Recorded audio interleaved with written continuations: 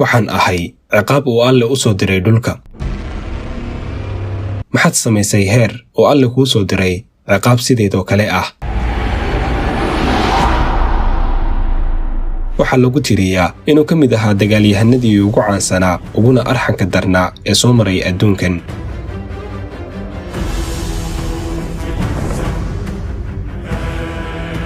wuxuu geystay xasuuqyadii ugu foosha xumaa ee ay diiwaan geliso taariikhdu. wuxuu gaaray heer dadka qaar ay aaminaan inuu yahay Yaajuuj iyo Maajuuj, wuxuuna sabab u ahaa dhimashada ku dhowaad 40 milyan oo qof, isaga oo cagta sii mariyey dhulkana la simay magaalooyin iyo dalal. wuxuuna dhidibada u taagay boqortooyadii ugu baaxadda weyneed ee uu aadamuhu garto qarniyadii dhexe.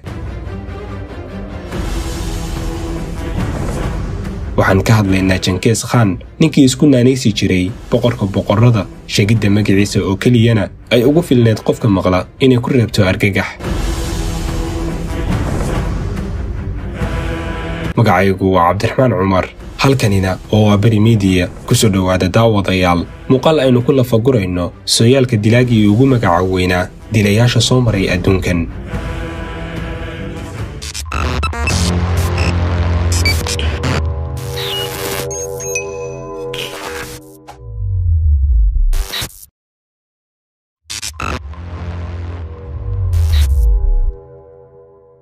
السلام عليكم ورحمة الله وبركاته. taariikhdu waxay abaaraysay 1162 miilaadiga, xilligaasi oo la sheego inuu dhashay ninkan loo yaqaano Genghis Khan. markii uu dhashay waxay taariikhyahanadu sheegaan inuu dhashay isaga oo ay gacanta ugu jirto xinjir dhiig ah, taasoo ka dhigan marka loo eego dhaqanka dadkii uu ka soo jeeday ee Mogoolka inuu noqon doono ilmahan curdinka ah hogaamiye magac weyn yeelan doona. xilliga uu dhalanayay Genghis Khan, aabihii oo la oran jiray Yoski Bahadur wuxuu ku maqnaa dagaal. markii uu ka soo noqday dagaalka wuxuu soo noqday isaga oo ay xaaskiisii u dhashay inan. markii uu arkayba wuxuu u bixiyey magaca Timujin oo ahaa magaca hogaamiyihii Tataarka oo uu ku soo dilay dagaalkii aynu soo sheegnay inuu ku maqnaa markii uu dhalanayay ilmahani. way marayaan ayaamuhu, waxaana korayay Timujin. markii uu gaaray 9 sano waxaa si kadis ah u dhintay aabihii kadib markii ay cuntada sun ugu dareen Tataarku. waxaa laga yaabaa badankan inaynu u haysanno in Mogoolka iyo Tataarku ay isku yihiin hal qabiil, maxaa yeelay mar walba waxaanu maqalnaa magacyadooda oo isku lifaaqan, laakiin waa laba qabiil oo kala duwan kuna hadli jiray laba luqadood oo aan shaqo isku lahayn. waxayna ka mid ahaayeen qabaa'il badan oo degi jiray Aasiya, kuwaasi oo ahaa reer guura isaga kala gooshi jiray dhulka Mongolia loo yaqaano. waxayna caan ku ahaayeen qabaa'ilkan weerarro joogto ah oo ay ku qaadi jireen tuulooyinkii ku hareeraysnaa si ay u soo boobaan una soo dhacaan xoolahooda. aynu u soo noqonno inankii la oran jiray Timujin. markii uu dhintay aabihii wuxuu ku soo noqday qabiilkoodii, wuxuuna dalbaday inuu galo booskii aabihii, maxaa yeelay aabihii wuxuu ahaa hogaamiyaha qabiilkooda. laakiin way diideen. dabcanna cidna hoggaan u dhiiban mayso ilmo yar oo 9 sano jir ah, gaar ahaan qabiil dagaalyahano ah oo weerar kula jira qabiilada deriskooda ah. umaysan diidin hogaaminta reerka oo keliya, balse isaga iyo hooyadii iyo 6 walaalihii ah waxaa laga cayriyey qabiilkoodii, waxaana looga tegay cidlo. waxay ku soo dhaceen Timujin iyo walaalihii cidlo iyo garab la'aan, waxaana u bilowday hayaan cusub oo ay subax walba ugu ugaarsi tagi jireen si ay u helaan waxay quutaan. wuxuuna muddo yar kadib dilay Timujin walaalkii ka weynaa si ay reerka intooda kale u helaan cunto ku filan. wuxuuna ahaa falkii dil ee ugu horeeyey ee uu geysto inankan noqon doono dhiigyacab aanu dilku waxba la ahayn. Timujin inkastoo ahaa keligii, haddana waxaan maskaxdiisa ka bixi jirin sida uu uga argudan lahaa dadkii dilay aabihii. laakiin sidee u argudanayaa isaga oo keligii ah, wax tol iyo ciidan ahna aysan garabkiisa taagnayn? arrintani ayaa ka dhigtay mid baadigoob u gala sidii uu u yeelan lahaa garab. wuxuuna la saaxiibay oo ay saaxiibo isku dhow noqdeen inan u dhalay hogaamiye qabiileed oo la oran jiray Jamuka. markii uu 16 jirsaday wuxuu guursaday gabar la oran jiray Borti oo uu aabihii intuusan dhiman qorsheynayay in uu u guuriyo si uu isbahaysi ula samaysto reerkii ay gabadhani ka soo jeeday. markii uu guursaday maalmo yar un kadib waxaa weerar ku soo qaaday qabiil kale, waxayna afduubteen xaaskiisii oo uu kaxaystay ninkii hogaaminayay qabiilkaasi. laakiin Timujin oo garab ka helaya nin la oran jiray Toqral Khan ayaa awood u yeeshay inuu xaaskiisii dib ula soo noqdo. 9 bilood kadib dhacdadanina waxaa u dhashay ilmihiisii ugu horeeyey oo la oran jiray Joji. ninkan la dhaho Timujin wuxuu ahaa nin noloshiisa oo dhan aysan dhibaato ka marnayn. markii uu mid ka baxana mid kale lugta la gala. markii uu 20 sano jirsaday waxaa qafaashay qabiil la oran jiray Taisho, waxayna u qafaasheen si ay u adoonsadaan. laakiin mid ka mid ah ciidamada raggii qafaashay oo uu xiriir kala dhaxeeyay reerkiisa ayaa u ogolaaday inuu baxsado. waxaana halkan ka bilaabmaysa in Temujin uu bilaabo aruurinta iyo samaysashada ciidan u gaar ah. wuxuu bilaabay inuu ku wareego oo uu mid u booqdo qabiiladii kale ee ay daris wadaagga ahaayeen, isagoo ku boorinaya inay gaashaanbuur samaystaan oo ay midoobaan. wuxuuna u sheegi jiray inay ka weynaadaan hadafkooda iyo yoolkooda liita ee ka dhigaya qabiilo isaga kala goosha saxaraha iyaga oo aan wax saamayn iyo yool ah ku lahayn adduunkan. hadafkooduna uu yahay inay nin u guuriyaan gabar qabiil kale si ay labada qabiil u saaxiibaan. wuxuuna u sheegay in la gaaray xilligii ay meesha ka saari lahaayeen dhaqankan, bilaabi lahaayeenna inay midoobaan. waxa u suurta gashay inuu isku aruursado 20,000 oo askari, wuxuuna u jihaystay qabiilkii sababtoo u ahaa rafaadkii uu maray ee dilay aabihii oo ahaa Tataarka. kadib dagaal dheer wuxuu awood u yeeshay inuu ka guulaysto. markii uu ka guulaystay waxay diideen Tataarku inay hoos tagaan xukunkiisii, taasoo ka dhigtay mid amra in surka laga jiro qof walba oo ku abtirsada qabiilkan. wuxuuna amray in la iska daayo carruurta si hadhow marka ay weynaadaan ay uga mid noqdaan ciidankiisa. kadib markii uu ka adkaaday Tataarka wuxuu u jihaystay reerkii xigay oo ahaa reerkii la oran jiray Taichot, waana reerkii afduubtay ee aan horay u soo sheegnay, rabayna inay adoonsadaan. reerkan ma dilin oo keliya, balse wuxuu amray in nolosha lagu gubo dhammaantood.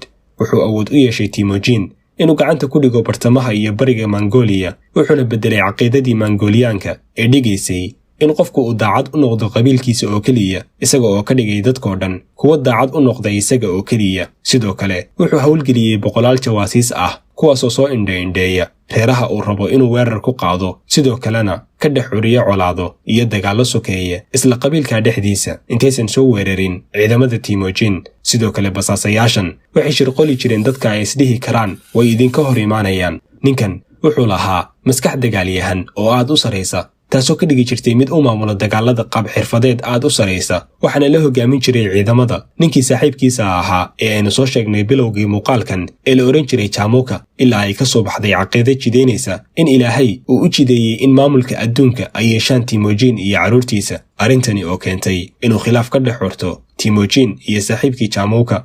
khilaafkan ayaa cirka isku sii shareeray kadib markii ay qabiilku u kala jabeen 2 qaybood, qayb raacsan Chamuka iyo qayb raacsan Temujin. 2 sano kadib kala jabkan ku yimid qabiilkooda waxaa dhacday in Temujin uu dilay nin ka mid ah ciidamada Chamuka kadib markii uu ku eedeeyey inuu xaday fardihii ciidamadiisa. wuxuuna meydka ninkan u saaray faras si uu u arko masiirka uu mutaystay askarigiisan. arrintani oo caragelisay Chamuka, wuxuuna isku bedelay khilaafkoodii colaad qayaxan oo ka dhigtay labadii saaxiib kuwa iska horkeena ciidamadoodii. waxaana ku gacan sareeyey dagaalkaasi Temujin isagoo hilfaha u laabay dhammaan ciidamadii Chamuka, wuxuuna amray in ciidamada lagu qabtay nolosha la karkariyo iyagoo nool. kadib markii uu guulaystay Temujin waxaa baqay oo cabsaday ciidamadii waardiinayay Chamuka, iyagoo go'aansaday inay u dhiibaan Temujin si loo cafiyo. laakiin Temujin wuxuu amray in la dilo dhammaantood halka saaxiibkiis Chamuka uu cafiyey. laakiin Chamuka oo uu ku jiro kibir ayaa diiday cafiskaasi, wuxuuna amray in laga jabiyo lafdhabarta.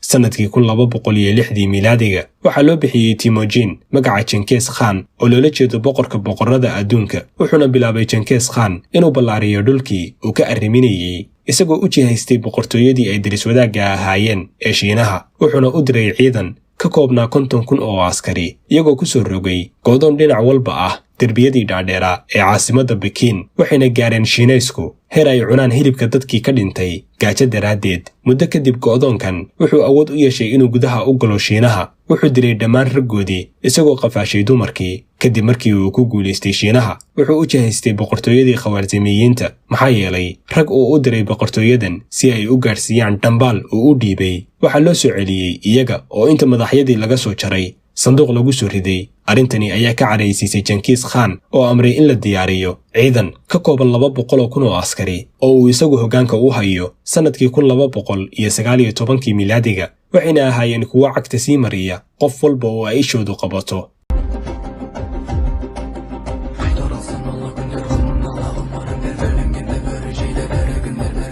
kadib dagaallo badan oo dhex maray waxay awood u yeesheen ugu dambayn inay soo ciribtiraan boqortooyadii Khawaarzimiyiinta sanadkii 231 miilaadiga. waxaana hogaaminayay ciidamada Mongoolka markaasi Holako oo ahaa inankii uu awoowaha u ahaa Genghis Khan. Genghis wuxuu awood u yeeshay inuu reerkiisii oo ahaa reer ariraacata ah oo ku suntanaa inay yihiin reer guuraa aan wax saameyn ah ku lahayn adduunkan inuu u beddelo dad hogaamiya dowladdii ugu baaxadda weyneed uguna xoogga badnayd ee uu aadamuhu arko xilligaasi. waxay ku fiday dhammaan dhulalkii ay ishoodu ku dhacday iyagoo cagta sii marin jiray wax walba oo ay ishoodu qabato noole iyo adduunba. waxayna dhulka la simeen magaalooyin waaweyn oo adduunka ka soconaa sida magaalada Baghdad. waxaana lagu qiyaasaa in dadkii uu u tirinayay Genghis Khan ay gaareen 100 milyan oo qof, halka baaxadda dhulka uu gacanta ku hayay ay gaareen 22% baaxadda dhulka uu ka kooban yahay oo dhan.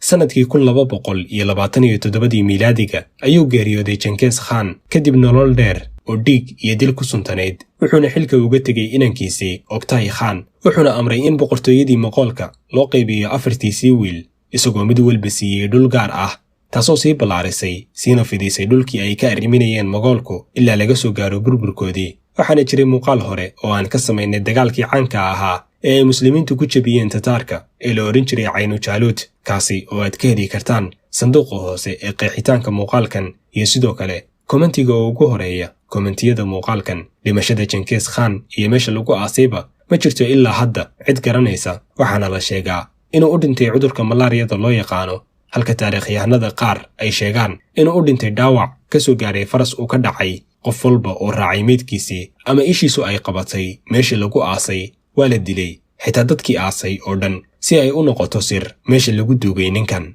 intaasi ayaynu ku soo koobaynaa daawadayaal taariikhda iyo sooyaalka Genghis Khan. haddii uu ku qanciyey muuqaalkuna ha ilaawin inaad la wadaagtid asxaabtaada. inta aynu dib ugu kulmayno muuqaal kale waxaan idinkaga tegayaa salaamu calaykum waraxmatullaahi wabarakaatuh.